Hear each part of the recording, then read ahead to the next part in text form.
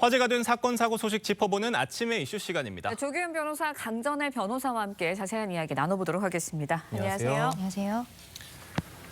가수 나훈아 씨가 어제 은퇴 투어 마지막 공연을 갖고 59년생 가수 생활을 마무리했습니다. 나훈아 씨 노래 한 곡 듣고 이야기 이어가겠습니다.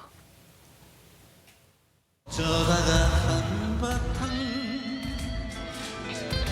더 빠지게 웃는다.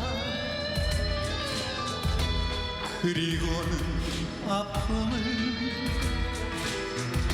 그 웃음에 묻는다. 테스야 세상이 왜 이래. 나훈아 씨는요, 때론 거침없는 발언으로 화제를 모았는데 지난 10일 공연에서도요, 정치권을 향해 쓴소리를 했다고 해요. 네, 맞습니다. 나훈아 씨는 작년에 은퇴를 선언하고 작년 4월부터 전국 투어 콘서트를 했습니다. 네. 서울에서는 마지막 공연이 10일부터 어제 12일까지로 해서 대장정에 막이 내렸는데요. 지난 10일 공연에서 나훈아 씨가 한 이야기가 좀 정치권에 회자가 되고 있는 부분이 있습니다. 네. 본인의 왼팔을 들면서 니는 잘했나라고 이야기를 했는데요. 예. 이것이 왼팔을 들었던 것이 지금 민주당을 가리키는 것이 아니냐라고 읽히고 있는 것이죠. 그리고 그 이후에는 두 팔을 들고 왼쪽이 오른쪽을 보고 잘못했다고 생난리를 치고 있다. 이러한 이야기를 하면서요. 너희 하는 꼬락서니가 정말 네. 국가를 위해서 하는 짓거리인지 묻고 싶다라고 이야기했습니다.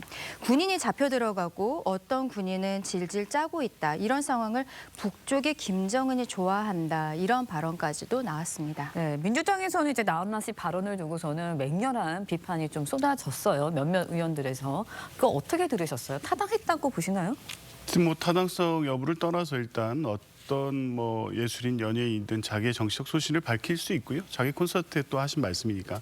근데 문제는 12월 5일 날 개엄 직후에도 이제 이런 발언을 대구 콘서트에서 했다고 하죠. 그때는 계엄 상황에 대한 우려의 목소리를 냈던 것 같고, 근데 이제 10일 또 콘서트 발언에서는 이것을 어떤 진영의 문제로 네. 이렇게 치환하는 듯한 발언을 하셨고, 그 다음에 또 이제 어제 또 공연으로 이어졌는데, 이게 언론에 보도되면서 어떻게 이용되냐면 이 시시비비를 정확하게 가려야 되고 이걸 법대로 처리하면 되는데 양비론의 논리로 지금 이용되고 있습니다. 그러니까 너희도 잘못했고 너도 잘못했으니까 이렇게 되면 비상계엄 사태 자체의 책임이 양측이 나눠져야 되고, 그래서 결국에는 누구의 책임도 아닌 것처럼 될 수 있기 때문에 민주당의 입장에서 보면 불편하죠. 이런 방식으로 사실관계가 왜곡되면 안 된다는 입장에서 이 부분에 대한 문제를 지적하는 것이고요. 그게 뭐 나훈아 씨 개인에 대한 어떤 비난이나 이것과는 좀 다른 결이라는 말씀은 드리고 싶습니다. 네, 개인에 대한 뭐 비난은 아니다 이렇게 말씀을 하셨는데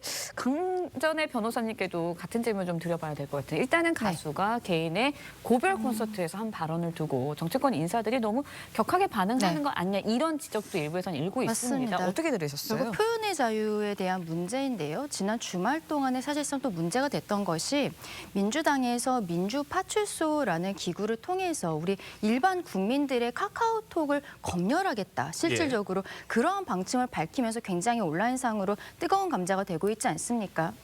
당 자체에서 이러한 방침을 가지고 있기 때문에 국회의원과 전남도지사 이런 분들이 더 강하게 지금 나훈아 씨에 대해서 비판하는 것이 아닌가 싶은데요.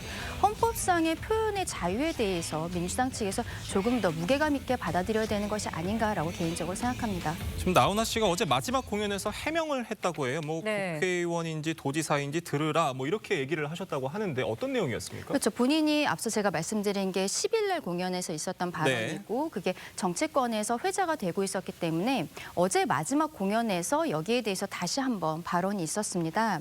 오늘 마지막 공연이니까 속 이야기를 해야겠다라면서 이야기를 풀었는데요.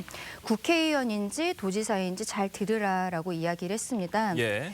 우리 어머니는 그러니까 나훈아 씨가 본인의 개인적인 이야기를 했는데 본인이 어릴 때 잘못했을 때 본인과 네. 형이 잘못하면 둘을 똑같이 때렸다라는 이야기를 하는 것이죠.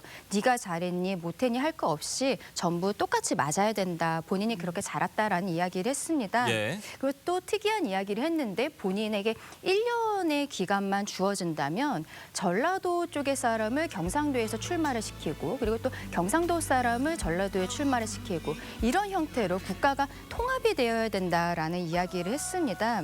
우리 후세에게 이런 나라를 물려주면 절대 안 되고 갈라쳐서는 안 된다라는 이야기를 어제 공연에서 마지막으로 또 한 바가 있습니다. 네, 알겠습니다. 이번에는요, 제주항공 여객기 참사 관련 이야기도 좀 해보도록 하겠습니다. 참사의 원인을 밝힐 블랙박스에 기록돼 사고 4분 전부터 저장이 되지 않은 것으로 확인이 됐습니다. 그러니까 가장 중요한 핵심적인 정보들이 일단은 담아야 될 블랙박스가 4분 전부터는 작동을 하지 않았다는 거예요.